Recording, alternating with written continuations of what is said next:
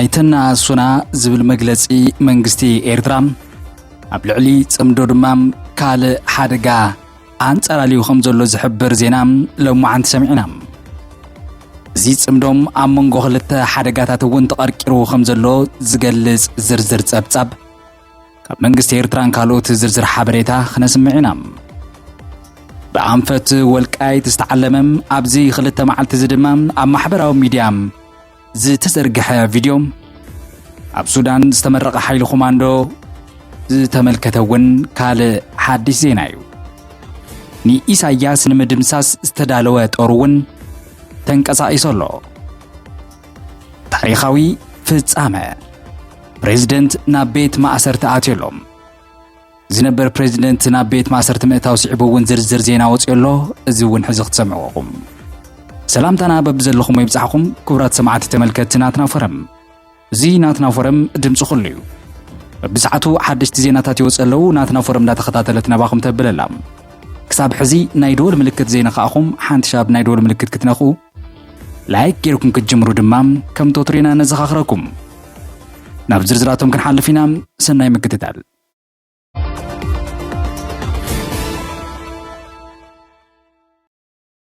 ኣይተና ሱና ብዝብል ዝወፀ መግለጺ ኤርትራን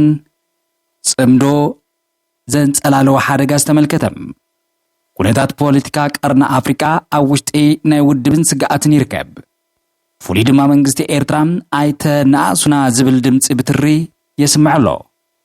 እዚ መጠንቀቕታ እዚ እቲ ኣብ መንጎ መንግስቲ ኤርትራን ሕወሓትን ተፈጢሩ ዝተባህለም ወግዓዊ ጽምዶ ብሓደ ገጽ ብሕቶ ወደ ባሕሪ ኢትዮጵያ በተኻል ወገን ድማ በትህልውና ኤርትራ ዝፈታተን ዝተባህለ ሓድሽ ሓሳብ ዓባይ ትግራይ ኣብ ዓብይ ሓደጋ ወዲቑ ከም ዘሎም ሰሚዕና ኣለና ንምዃኑ እዚ ዜና እዚ እንታይ ይብል መንግስቲ ኤርትራ ብዝተፈላለዩ መድረኻት ፖለቲካዊ ላዕላውነታት ክብርታት ከም ዘይቀልል ብተደጋጋሚ ከፍልጥ ጸኒሕሎ እዚ ስምዒት እዚ ብፍሉይ ድሕሪ ተቐዳማይ ሚኒስትር ኢትዮጵያ አብይ አሕመድ ጉዳይ ወደ ባሕሪ ህልውና ውሕቶ ምዃኑ ብግልጽን ብዓውታን ምዝራቡ ስዒቡ ኤርትራ ነዚ ከም ሓደጋ ብምርኣይ ብሰበ ስልጣናታ ቢላ መልሲ ክትህብ ጸኒሓላ ሚኒስትር ዜና ኤርትራ ኣብ መርበብ ሓበሬታ ኤክስ ወይ እውን ትዊተር ብተደጋጋሚ ኣብ ዝውፅዎ ጽሑፋት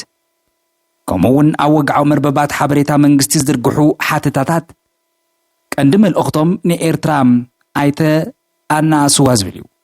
ኣብ ቀረባ እዋን ድማ ኣምባሳደር ኤርትራ ኣብ ሕቡራት ሃገራት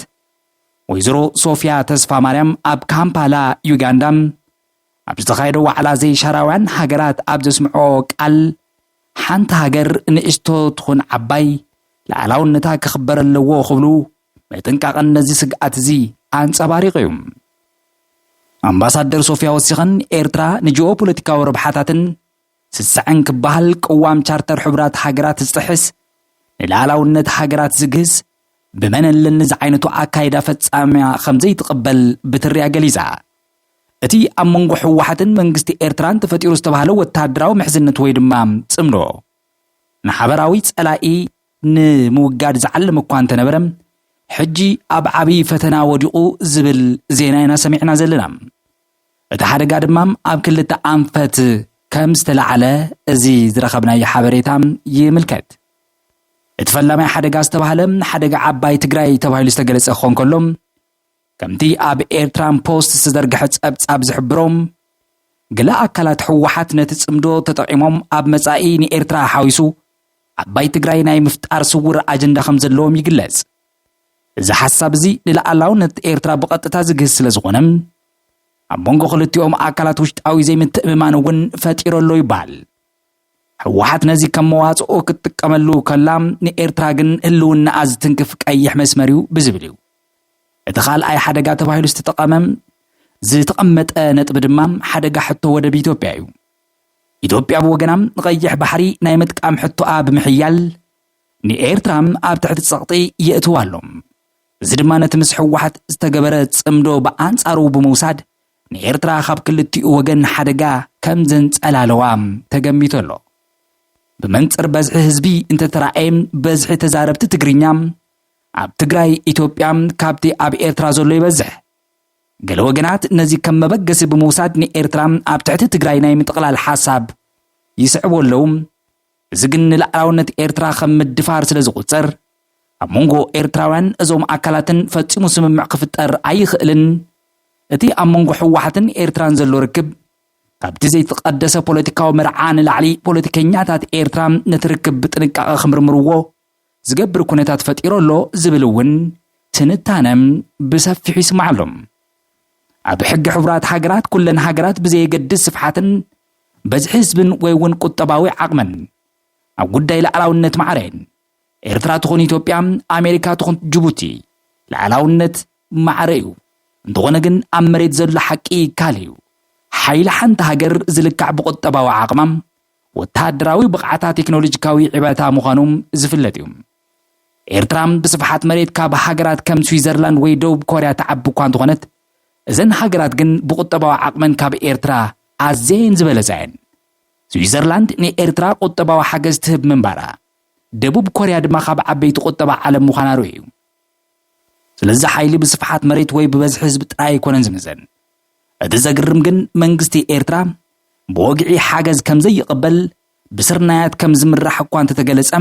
ብተግባር ግን ካብ ሩስያ ስርናይ ከም ዝተቐበለ ካብ ስዊዘርላንድ ድማ ናይ ልምዓት ሓገዝ ክሳብ ቀረብ እዋን ተቐበል ምንባር ሓቂ እዩ እዚ ድማ ኣብ መንጎ ፕሮፓጋንዳን ሓቅን ዘሎም ሓጓፌሪ ስለዚ ኤርትራ እተስምዖ ዘላ ኣይተ ንኣሱና ዝብል መጠንቀቕታ ካብቲ ዝፍጥረ ዘሎ ብዙሕ ኩርናዓት ፖለቲካዊ ፀቕጢ ዝመንጨወ እዩ እቲ ምስ ሕወሓት ዝተገበረ ጽምዶ ብሓሳብ ዓባይ ትግራይ ስግኣት ተፈጢሩ ዝብል ትንታነም ብወገን ኢትዮጵያ ፀቕጢ ይግበረሉ ከም ዘሎን ኤርትራ ድማ ኣብ ከንዲ ብስፍሓት መሬታ ወይ እውን በዝሒ ህዝባ እትምዘን ቁጠባዊ ዓቕማ ብምዕባይ ጥንካሬኣ ከተረጋግጽ ከም ዘለዋ እቲ ኩነታት ይግድዳ እዚ እንድሕር ኮይኑ እቲ ስግኣት እንዳዓበየ ክኸይድ ከም ዝኽእል እውን ፖለቲካ ተንተንቲ ይገልጹ እዚ ዜና እዚ ብዛዕባ ጽምዶም ብግልጺ ወይ እውን ጽጹይ ሓበሬታ ተባሂሉ ክግለጽ እኳ ተዘይከኣለ ብዛዕባ ጽምዶ ዘለው ኩነታት ዝግለጹ ኣብ ልዕሊ ጽምዶ ዝተባሃለ ሓድሽ ኣጀንዳ ኣብ መንጎ ሕወሓትን ኤርትራን ዘሎ ኩነታት ግን ሓደ ቁሩብ ክትግምትን ብዛዕባ ንሱ ድማ ሓደ ክልተ ክትዛረብን ዝገብሩ እዮም ይኹን እምበር እዚ ሕዚ ዘቕረብናዮም ካብ ዝተፈላለዩ ሚድያታት እውን ዝሰናዳእናዮ ዳህሳስ ሓበሬታን ትንታንን ነቲ ዘሎ ጭቡጥ ጽምዶ ዝበሃል ሙሉእ ብምሉእ ክገልጾ ይኽእልን እቲ ጽምዶ ሓደጋ ኣንጸላልይዎ ክበሃል ከሎ ኣብቲ ባይታ ግን ብዕልልታን ፈንዲሻን ዝተሰንሐ ኣብ ዶባት ኤርትራን ትግራይን ይካየድ ኣሎ ነዚ ጽምዶ እዚ ድማ መንግስቲ ኢትዮጵያ ብዕቱብ ዝከታተሎ ዘሎ ጉዳይ ክኾን ከሎ ኣብ ዝቐረበ እዋን ድማ ናብ ሕቡራት ሃገራት ክሳብ መጠንቀቕታ ዝሓዘለም ሓደ በሉለይ ዝብል ደብዳቤ ተላኢኹ ከም ዝነበረ ዝዝከር እዩ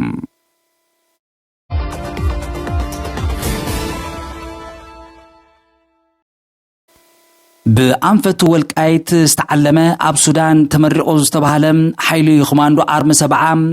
ብዙሓት ይዘራርብ ኣሎ ብዛዕባ ኣርሚ 70 ኣብ ኣዲስ ኣበባ ካልኦት ከተማታት ኢትዮጵያን ሚድያታት እንታይ ክብላ ጸብጺበን ናትና ፎረም ካብ 2-3 ሚድያታት ዝረኸበቶ ጸብጻብ ከም ዝስዕብ ክነቕርቦ ኢና ሓደ ካብቶም ወታደራውያን ኣህዱታት ሰራዊት ዝኾነ ኣርሚ 70 ኣብ ጥቓ ወልቃይትን ሕመራን ኣብ ትርከብ መሬት ሱዳን ሓይሊ ኮማንዶ ከም ዘመረቐ ተፈሊጦሎም እዚ ምረቓም ኣብቲ ከባቢ ሓድሽ ወታደራዊ ምንቅስቓስ ከም ዘሎ ዘመላኽት ኮይኑ ኣብ መንጎ ኢትዮጵያን ሱዳንን ዘሎ ውጥረት ድማ ዝያዳ ከም ዘጋድድ ስግኣት ፈጢሩ ኣሎ እቲ ብዓይነቱ ፍሉይ ኮማንዶ ዝተባሃለ ሓይሊ ኣብ ዞባ ገዳሪፍ ከተማ ሸረሪና ኣብ ዝተባሃለ ቦታ ምረቐኡ ኣካይዱ ኣሎ እዛ ከተማ ኣብ ከባቢ ሕመራ ብዙሕ ዘይትርሕቕ ብምዃና እቲ ምረቓ ስልታዊ መልእኽቲ ከም ዘለዎ ብዙሓት ይገልጹ ነዚ ምረቓ ዝተመልከተ ሓበሬታ ተንቀሳቓሲ ምስልታት እውን ኣብ ዝተፈላለዩ ሚድያታት ዝተለቐቐ ዝተጋውሖ ኮይኑ ኣብ ዝመሓላለፉ ዘሎ መልእኽቲ እውን እቲ ወታደራዊ ምድላው ኣብቲ ከባቢ ምዃኑ የረጋጊጹ ኣርሚ 70 ዝተመልከተ ዝተፈላለዩ ሓበሬታታት ኣብ ዝኽልተ መዓልቲ ይወጸሎም ድሕርቲ ኣብ 2013 ኣብ ትግራይ ዝተወልዐ ኩናት ኣርሚ 70 ዝተባሃለ ሓይሊ ናብ ሱዳን ብምእታው ዝንገርን ዝሰማዓናዮ ዜናን እዩ እዚ ኣሃዱ እዚ ኣብቲ ኣብ ሱዳን ተወልዑ ዘሎ ውግዕ ሕድሕድ እውን ተሳቲፉ ዝብል ዕምዕምታ እውን ኣሎ ይኹን እምበር እቲ ምትእስሳር ዝግን ብወግዕ ዝተረጋገፀ ኣይኮነን እቶም ተጋደልቲ ኣብቲ ውግእ ብመልክዕ ቅጥረኛ ተዋጊኦም ወርሓዊ $200 ይኽፈሎም ዝብል ብተደጋጋሚ ዝሕመ ዝነበረ ሓሜት እዩ ሕጂ ድማ ኣባል ፓርቲ ስምረት ዝኾነ ኣይተጠዓመ ዝተባህለ እቲ ደሞዝ ከም ዝተቆረፀ ወይ እውን ከም ዝተቀነሰም ኣብ ማሕበራዊ ሚድያ ፌስቡክ ጠቂዑ ኣሎ እዚ ናይ ኮማንዶ ምረቃ ዜና ዝተሰምዐ መንግስቲ ኢትዮጵያ ኣብ ደቡብ ኢትዮ ሱዳን ብወገን ኤርትራን ሕወሓትን ስጋኣት ከም ዘሎ ኣብ ዝገለጸሉ ዘሎ እዋን እዩ እቲ ወታደራዊ ምረቃ ዝተኻየደ ከተማ ሸረሪና ኢትዮጵያን ሱዳን ዝዳወብሉ ቦታ ብምዃኑ እቲ ጉዳይ ንኽልቲኦም ወገናት ትኹረት ዝስሕብ ወሳኒ ጉዳይ ኮይኑ እውን ወፂኡ ኣሎ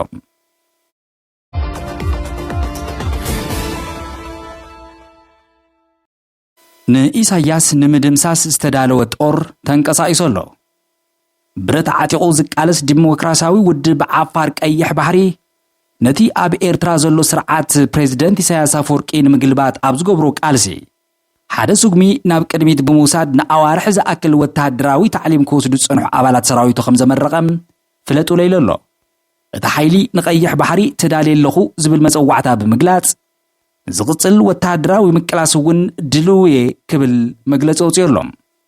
እቲ ንሰለስተ ኣዋርሕ ጸንሒ ወታደራዊ ታዕሊም ዝዛዘመም ተጋድልቲ ብወግዒ ዘመረቐ ውድብ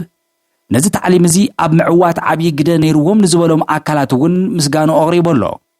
ብፍሉይ ንመሪሕነት ክልል ዓፋር ኢትዮጵያን ነቶም ኣብቲ ክልል ዝርከቡ ላዕለዎት ሓለፍቲ ንዘበርከትዎ ኣስተዋጽኦ ብምምስጋን እቲ ስልጠና ብዓወት ከም ዝተዛዘመም ኣብ ወግዓዊ ገጹ ጠቂዑ ኣሎ እዚ ድማ እቲ ውድብ ካብ ጎረባብቲ ከባብታት ደገፍ ከም ዘለዎም ኣመላኺቱ ኣሎ ኣስዒቡ እቲ ውድብ ኣብ ዝሃቦ መግለጺ እቲ ዝተመረቐ ሓይሊ ኣብ ዝተፈላለዩ ግንባራት ብምዝርጋሕ ወታደራዊ ምንቅስቓሱ ከም ዘጠናኽር ገሊጹ ቀንዲ ዕላማ እቲ ቃልሲ ህዝቢ ዓፋር ኣብ ቀይሕ ባሕሪ ዋንነት ከም ዘለዎ ንምርግጋጽ ምዃኑ ኣነጺሩ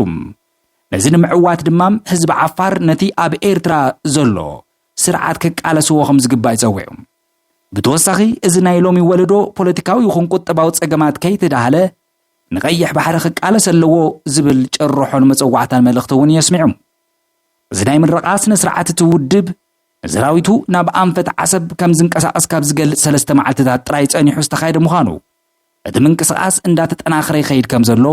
ኣርኢዩ ኣሎ ዲሞክራሲያዊ ውድብ ዓፋር ቀይሕ ባሕሪ ንመንግስቲ ኢሳያስ ንምግልባጥ ንነዊሕ ዓመታት ክቃለስ ዝጸንሐ ኮይኑ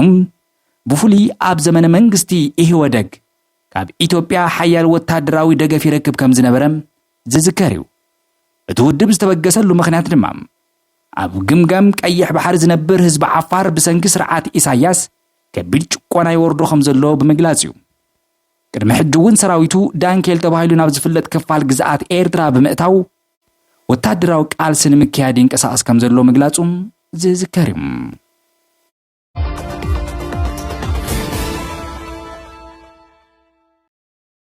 ታሪኻዊ ፍጻመ ነበር ፕሬዝደንት ናብ ቤት ማእሰርቲ ኣትዩ